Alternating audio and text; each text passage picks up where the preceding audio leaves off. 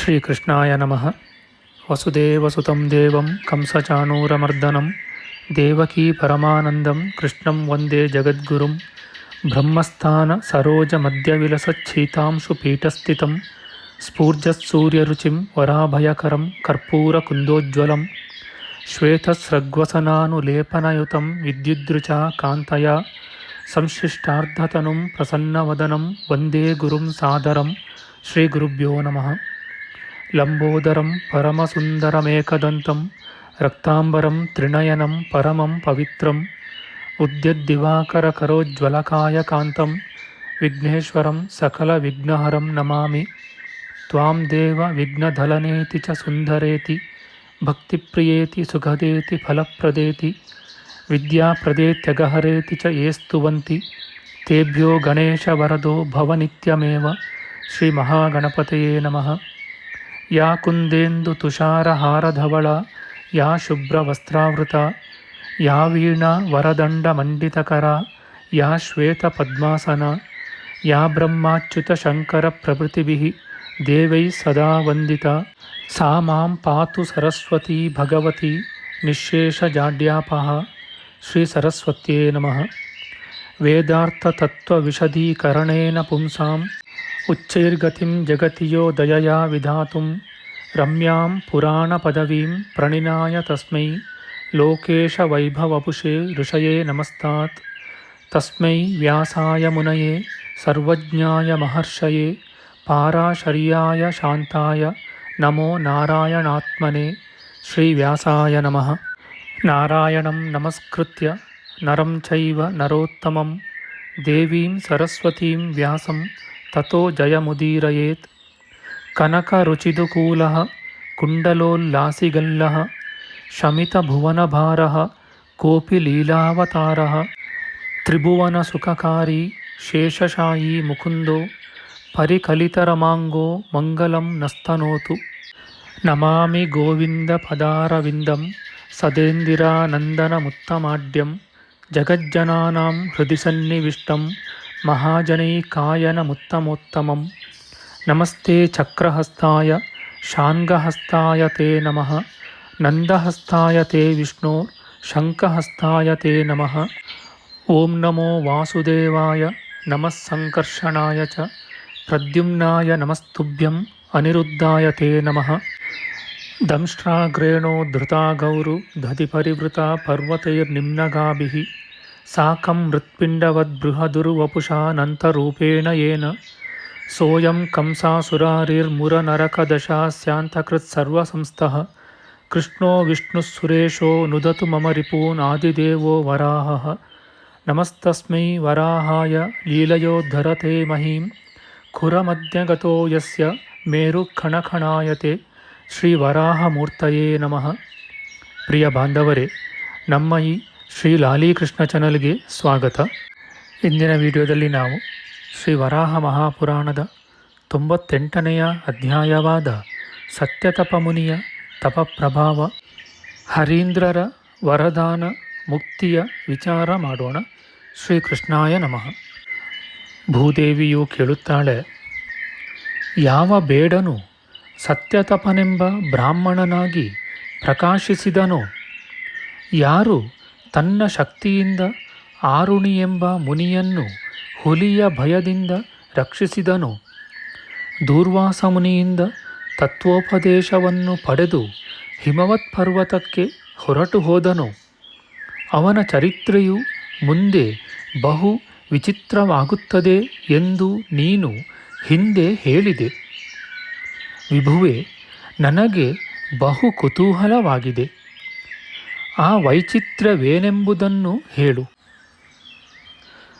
ಶ್ರೀ ವರಾಹಮೂರ್ತಿಯು ಹೇಳುತ್ತಾನೆ, ಆ ಸತ್ಯತಪನು ಪೂರ್ವದಲ್ಲಿ ಭೃಗುವಂಶದಲ್ಲಿ ಹುಟ್ಟಿದ ಬ್ರಾಹ್ಮಣನು.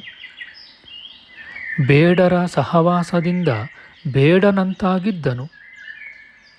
ಬಳಿಕ ಬಹುಕಾಲದ ಮೇಲೆ ಆರುಣಿ ಎಂಬ ಋಷಿಯ ಸಂಗದಿಂದ ಮತ್ತೆ ಬ್ರಾಹ್ಮಣನಾಗಿ ಪ್ರಕಾಶಕ್ಕೆ ಬಂದನು. ದುರ್ವಾಸ ಮುನಿಯಿಂದ ಚೆನ್ನಾಗಿ ವಿಶೇಷವಾದ ಉಪದೇಶವನ್ನು ಪಡೆದನು. ಧರೆ, ಹಿಮಾದ್ರಿಯ ಉತ್ತರದ ತಪ್ಪಲಿನಲ್ಲಿ ಶುಭಕರವಾದ ಪುಷ್ಪಭದ್ರಾ ನದಿ ಇದೆ. ಅದರ ದಡದಲ್ಲಿ ಚಿತ್ರಶಿಲೆಯೆಂಬ ಹೆಸರಿನ ದಿವ್ಯವಾದ ಶಿಲೆ ಇದೆ. ಅಲ್ಲಿ ಭದ್ರವಟವೆಂಬ ಹೆಸರಿನ ದೊಡ್ಡ ಆಲದ ಮರವಿದೆ. ಮಹಾ ತಪಸ್ವಿಯಾದ ಸತ್ಯತಪನು ಅಲ್ಲಿದ್ದು ತಪಸ್ಸನ್ನು ಮಾಡುತ್ತಿದ್ದನು. ಆ ಮುನಿಯು ಒಂದಾನೊಂದು ದಿನ ಕೊಡಲಿಯಿಂದ ಸಮಿತ್ತುಗಳನ್ನು ಕತ್ತರಿಸುತ್ತಾ ಎಡಗೈಯ ಹೆಬ್ಬೆರಳಿನ ಪಕ್ಕದ ಬೆರಳನ್ನು ಕತ್ತರಿಸಿಕೊಂಡನು. ಕತ್ತರಿಸಿದ ಅವನ ಬೆರಳಿನಲ್ಲಿ ವಿಭೂತಿಯ ಪುಡಿ ಇದ್ದಿತು. ರಕ್ತವಾಗಲಿ ಮಾಂಸವಾಗಲಿ ಮಜ್ಜೆಯಾಗಲಿ ಕಾಣಿಸಲಿಲ್ಲ. ಆ ಮುನಿಯು ಕತ್ತರಿಸಿದ ಬೆರಳನ್ನು ಮತ್ತೆ ಕೂಡಿಸಿ ಮೊದಲಿದ್ದಂತೆಯೇ ಮಾಡಿದನು. ಆ ಭದ್ರವಟದಲ್ಲಿ ರಾತ್ರಿಯಲ್ಲಿ ಮಲಗಿದ್ದ ಕಿನ್ನರರ ಜೋಡಿಯು ಋಷಿಯ ಈ ಅತ್ಯಾಶ್ಚರ್ಯವನ್ನು ನೋಡಿ ಬೆಳಗಾಗುತ್ತಲೇ ಇಂದ್ರಲೋಕಕ್ಕೆ ಹೊರಟು ಹೋಯಿತೆಂದು ಸ್ಮೃತಿ. ಬಳಿಕ ಇಂದ್ರನು ಯಕ್ಷ ಗಂಧರ್ವ ಕಿನ್ನರ ಸಹಿತರಾದ ದೇವತೆಗಳನ್ನು ಅಪೂರ್ವವಾದ ಯಾವುದಾದರೂ ಆಶ್ಚರ್ಯವನ್ನು ಹೇಳಿರಿ ಎಂದು ಕೇಳಿದನು. ರುದ್ರ ಸರೋವರದ ತೀರದಲ್ಲಿ ಶುಭಕರವಾದ ಪುಷ್ಪಭದ್ರಾ ನದಿಯ ದಡದಲ್ಲಿದ್ದು ತಾನು ನೋಡಿದ ಅತ್ಯಾಶ್ಚರ್ಯವನ್ನು ಶುಭಕರವಾದ ಆ ಕಿನ್ನರರ ಜೋಡಿಯು ಹೇಳಿತು.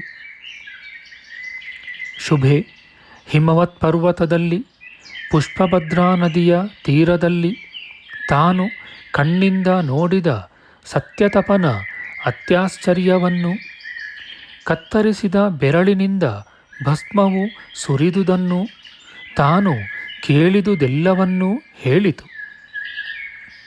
ಅದನ್ನು ಕೇಳಿ ಇಂದ್ರನು ಥಟ್ಟನೆ ಆಶ್ಚರ್ಯಗೊಂಡು ವಿಷ್ಣುವನ್ನು ನೋಡಿ, ವಿಷ್ಣುವೇ, ಬಾ, ಉತ್ತಮವಾದ ಹಿಮವತ್ ಪರ್ವತ ಪಾರ್ಶ್ವಕ್ಕೆ ಹೋಗೋಣ. ಕಿನ್ನರನು ಅಲ್ಲಿಯ ಅಪೂರ್ವವಾದ ಆಶ್ಚರ್ಯವನ್ನು ನನಗೆ ಹೇಳಿದ್ದಾನೆ ಎಂದನು. ಹಾಗೆನಲು ವಿಷ್ಣುವು ವರಾಹ ರೂಪವನ್ನು ಧರಿಸಿದನು. ಬೇಡನಾದ ಇಂದ್ರನು ಅವನು ಆ ಸತ್ಯತಪನ ಹತ್ತಿರಕ್ಕೆ ಹೊರಟರು. ವಿಷ್ಣುವು ಹಂದಿಯ ರೂಪದಿಂದ ಋಷಿಯ ಕಣ್ಣಿಗೆ ಕಾಣಿಸಿಕೊಂಡನು. ಕಾಣಿಸಿಕೊಂಡು ಮತ್ತೆ ಕಣ್ಮರೆಯಾಗಿ ತಿರುಗಿ ಕಾಣಿಸಿಕೊಂಡನು. ಅಷ್ಟರಲ್ಲಿ ಬಿಲ್ಲನ್ನು ಹರಿತವಾದ ಬಾಣಗಳನ್ನು ಹಿಡಿದುಕೊಂಡ ಬೇಡನ ರೂಪದ ಇಂದ್ರನು ಆ ಸತ್ಯತಪಮುನಿಯ ಹತ್ತಿರಕ್ಕೆ ಬಂದು, ಪೂಜ್ಯನೇ, ಮಹಾಮುನಿಯೇ, ನೀನು ಇಲ್ಲಿ ದೊಡ್ಡದಾದ ಹಂದಿಯೊಂದನ್ನೇನಾದರೂ ಕಂಡೆಯ? ಸೇವಕರ ಪೋಷಣೆಗಾಗಿ ಅದನ್ನು ಕೊಲ್ಲಬೇಕಾಗಿದೆ ಎಂದನು. ಅವನು ಹಾಗೆನಲು ಮುನಿಯು ಒಡನೆಯೇ ಆಲೋಚಿಸಿದನು. ಇವನಿಗೆ ಆ ಹಂದಿಯನ್ನು ತೋರಿಸಿದರೆ ಇವನು ಅದನ್ನು ಕೊಲ್ಲುತ್ತಾನೆ. ತೋರಿಸದಿದ್ದರೆ ಇವನ ಕುಟುಂಬವು ಹಸಿವಿನಿಂದ ಸಂಕಟ ಪಡುವುದರಲ್ಲಿ ಸಂದೇಹವಿಲ್ಲ. ಹೆಂಡತಿ ಮಕ್ಕಳೊಡನೆ ಈ ಬೇಡನು ಹಸಿದಿದ್ದಾನೆ. ಬಾಣವು ನಾಟಿಕೊಂಡಿರುವ ಹಂದಿಯೇನೋ ನನ್ನ ಆಶ್ರಮಕ್ಕೆ ಬಂದಿದೆ. ಹೀಗಿರುವಾಗ ಏನು ಮಾಡಬೇಕು ಎಂದು ಆಲೋಚಿಸಿ ಥಟ್ಟನೆ ತಿಳಿಯದಿದ್ದನು. ಸ್ವಲ್ಪ ಹೊತ್ತಿನಲ್ಲಿಯೇ ಆತನಿಗೆ ಬುದ್ಧಿ ತೋರಿತು. ಚರಜೀವಿಗಳಿಗೆ ನೋಡುವುದಕ್ಕೆ ಕಣ್ಣು, ಮಾತನಾಡುವುದಕ್ಕೆ ನಾಲಿಗೆಯೂ ಇವೆ. ಬೇಡನ ವಿಷಯದಲ್ಲಿ ಅದು ಇಲ್ಲವಾಗಿದೆ. ನೋಡುವ ಕಣ್ಣಿಗೆ ಹೇಳಲು ನಾಲಿಗೆ ಇಲ್ಲ. ನಿಜವಾಗಿ ನಾಲಿಗೆಗೆ ಕಣ್ಣಿದ್ದರೆ ಅದಕ್ಕೆ ನೋಡಿ ಹೇಳುವುದಕ್ಕೆ ಆಗುತ್ತಿದ್ದಿತು. ಅದಕ್ಕೆ ಕಣ್ಣಿಲ್ಲ. ಹೀಗೆ ಹೇಳಿದುದನ್ನು ಕೇಳಿ ಸಂತೋಷಗೊಂಡ ಇಂದ್ರ ವಿಷ್ಣುಗಳಿಬ್ಬರು ಆ ಋಷಿಗೆ ತಮ್ಮ ನಿಜರೂಪವನ್ನು ತೋರಿಸಿ, ನಾವು ನಿನಗೆ ಒಲಿದಿದ್ದೇವೆ, ಉತ್ತಮವಾದ ವರವೊಂದನ್ನು ಕೇಳು ಎಂದರು. ಅದನ್ನು ಕೇಳಿ ಸತ್ಯತಪನು, ನನ್ನ ಎದುರಿಗೆ ದೇವರಾದ ನಿಮ್ಮನ್ನು ಕಂಡುದಕ್ಕಿಂತಲೂ ಮೇಲಾದ ವರವು ಪೃಥ್ವಿಯಲ್ಲಿ ಯಾವುದೂ ಇಲ್ಲ. ನನ್ನ ಕೃತಾರ್ಥತೆಯು ವರಕ್ಕಿಂತಲೂ ಬಲವಾದುದಾಯಿತು. ಆದರೂ ಈ ವರವಾಗಲಿ. ಯಾವ ಬ್ರಾಹ್ಮಣರು 1 ತಿಂಗಳು ಇಲ್ಲಿ ಸರ್ವದಾ ಬ್ರಾಹ್ಮಣರನ್ನು ಭಕ್ತಿಯಿಂದ ಪೂಜಿಸುವರೋ ಅವರ ಸಂಚಿತ ಪಾಪವು ನಾಶವಾಗಲಿ ಎಂಬುದು ನನಗೆ ಇಷ್ಟವಾದ ಒಂದು ವರ. ಈಗ ಅದನ್ನು ಕೊಡಿ.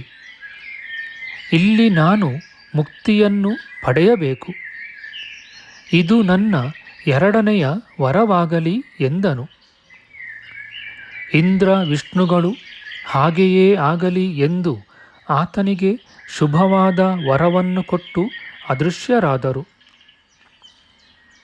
ವರವನ್ನು ಪಡೆದು ಅಲ್ಲೇ ಇದ್ದ ಆ ಸತ್ಯತಪನು ಮನಸ್ಸಿನಲ್ಲಿ ಬ್ರಹ್ಮನಂತಾದನು.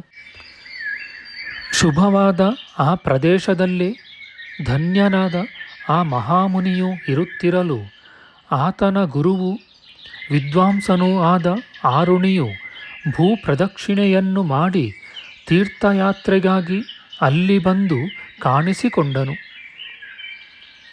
ಸತ್ಯತಪನಿಂದ ಮಹಾಭಕ್ತಿಪೂರ್ವಕವಾಗಿ ಪಾದ್ಯಾಚಮನ ಗೋದಾನಗಳಿಂದ ಪೂಜೆಗೊಂಡು ಅರುಣಿ ಮುನಿವರ್ಯನು ಪೀಠದಲ್ಲಿ ಕುಳಿತು ಶಿಷ್ಯನು ತಪಸ್ಸಿನಿಂದ ಪಾಪಗಳನ್ನು ಸುಟ್ಟು ಸಿದ್ಧನಾಗಿರುವುದನ್ನು ಅರಿತು ವಿನಯದಿಂದ ಕೈಮುಗಿದುಕೊಂಡು ಎದುರಿಗೆ ಕುಳಿತಿರುವ ಆತನಿಗೆ ಹೀಗೆಂದನು.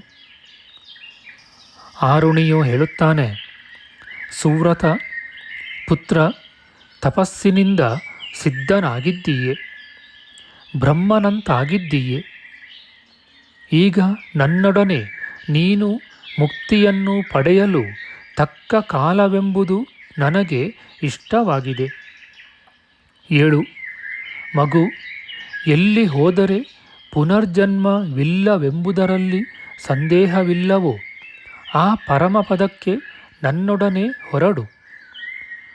ಹಾಗೆ ಹೇಳಿ ಸಿದ್ಧಿಯನ್ನು ಪಡೆದವರಾದ ಆ ಸತ್ಯತಪ ಆರುಣಿಗಳಿಬ್ಬರು ನಾರಾಯಣ ದೇವನನ್ನು ಧ್ಯಾನಿಸಿ ಅವನ ದೇಹದಲ್ಲಿ ಐಕ್ಯರಾದರು. ವಿಸ್ತಾರವಾದ ಈ ಪರ್ವಾಧ್ಯಾಯದಲ್ಲಿ ಒಂದು ಪಾದವನ್ನಾದರೂ ಯಾರು ಕೇಳುವರೋ ಕೇಳಿಸುವರೋ ಅವರು ಇಷ್ಟ ಪದವಿಯನ್ನು ಪಡೆಯುವರು. ಇತಿ ಶ್ರೀ ವರಾಹಪುರಾಣೆ ಪರ್ವಾಧ್ಯಾಯೋ ನಾಮ ಅಷ್ಟನವತಿತಮೋಧ್ಯಾಯ. ಶ್ರೀಕೃಷ್ಣಾರ್ಪಣಮಸ್ತು.